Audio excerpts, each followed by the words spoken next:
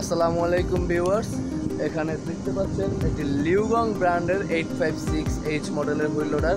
এটাতে রয়েছে খুবই একটা স্পেশাল ফিচার্স, যেটা হচ্ছে আপনার গাড়ি সামনে অথবা পিছনে নেওয়ার ক্ষেত্রে গিয়ার শিফটিং যে লিভারটা রয়েছে সেই লিভারটা আপনাকে আপ ডাউন করতে হবে না। জাস্ট ছোট একটা বাটন প্রেস করে আপনি গাড়ি সামনে অথবা পিছনে নিতে পারবেন। তো সেটা কীভাবে চলুন দেখাচ্ছি। আপনার বাকেট সিস্টেম, ক্র্যাব বাকেট বা ক্লাম বাকেট, হুইল,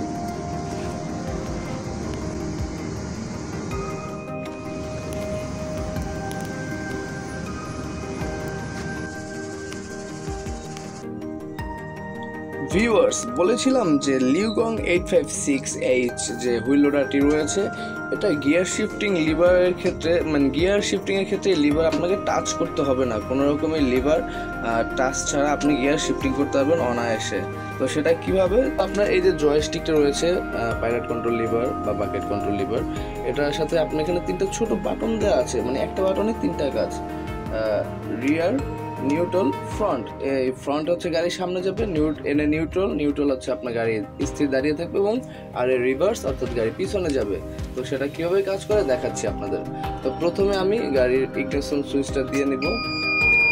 দেখতে পাচ্ছেন এখানে সব বাতিগুলো জ্বলে উঠছে। এই বাতিগুলো সবগুলো নিভে যাওয়ার পরে আমি ইগনিশন সুইচ প্রেস করব। সব বাতিগুলো নিভে গেছে।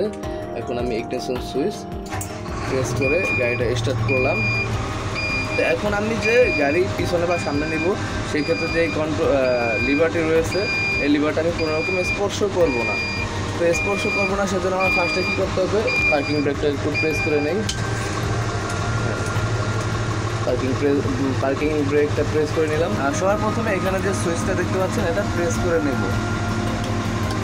প্রেস করে নিলাম। তারপর আমার এখানে ড্যাশবোর্ডে সিগন্যাল দিল যে হ্যাঁ, আমার অটো গিয়ার লিভার শিফটিং এখন কাজ করবে। তো এখন আমি এটা চালিয়ে দেখাবো কীভাবে। তো ফার্স্টে আমি এই যে পাইলট কন্ট্রোল লিভার হাত দিলাম, একটু বাকেটটা আপ করে নিব। আপ করে নিলাম। এখন আমি রিয়ারে দিব। যেহেতু গাড়ি আমরা রিয়ারে নিব, সেজন্য রিয়ারে দিলাম। এবার দেখুন, ব্রেক থেকে পা সরাতে আস্তে আস্তে গাড়ি পিছনে যাচ্ছে। হ্যাঁ, গাড়ি আস্তে আস্তে পিছনে যাচ্ছে, যেহেতু পিছনে ট্রাক রয়েছে, আস্তে আস্তে কাজ করতে হবে। আমি ব্রেক দিয়ে এখানে গাড়ি থামিয়ে নিলাম। তারপরে এখন আমি গাড়ি নিউট্রাল করে সামনে নিব। এখন নিউট্রাল, ফ্রন্টে দেওয়ার পরে যেহেতু একটু ঢালু জায়গা, সেজন্য আমার একটু এক্সেলেটার প্রেস করতে হবে। দেখুন গাড়ি কিন্তু আস্তে আস্তে সামনে যাচ্ছে। এখানে কিন্তু আমি কোনো রকম গিয়ার শিফটিংয়ে হাত দিচ্ছি না। হ্যাঁ, কোনো রকম গিয়ার শিফটিং যে লিভার রয়েছে, সেই লিভারে হাত দিব না।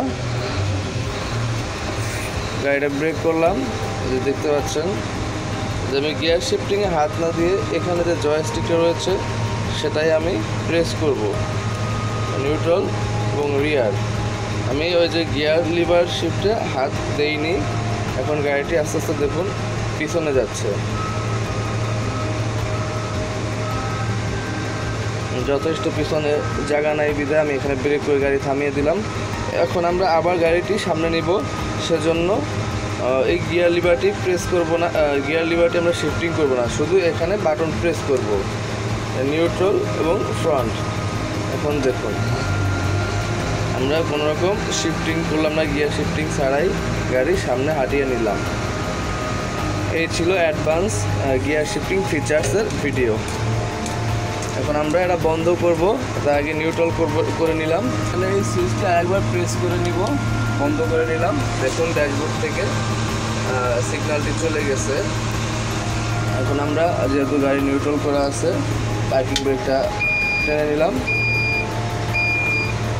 আর সবসময় মনে রাখবেন, গাড়ি বন্ধ করার আগে যে এসি প্যানেল রয়েছে, সেই এসি থেকে অফ করে নিব, এসি অফ, তারপর গাড়ি ইঞ্জিন বন্ধ। এই ছিল ভিডিও। Thanks all.